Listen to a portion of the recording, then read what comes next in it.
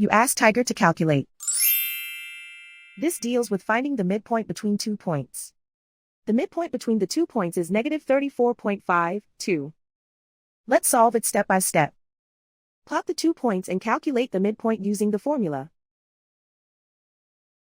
The coordinates of point 1 are, x1 equals negative 56, y1 equals 78. The coordinates of point 2 are, x2 equals negative 13, y2 equals negative 74. PM represents the midpoint of the 2 points.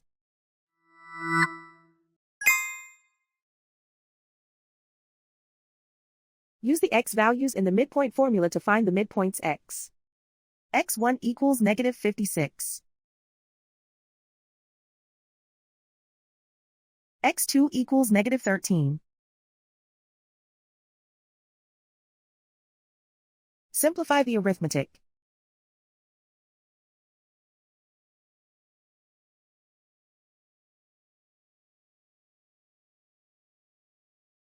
Use the y values in the midpoint formula to find the midpoints y.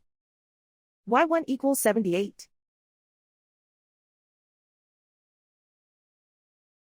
y2 equals negative 74. Simplify the arithmetic.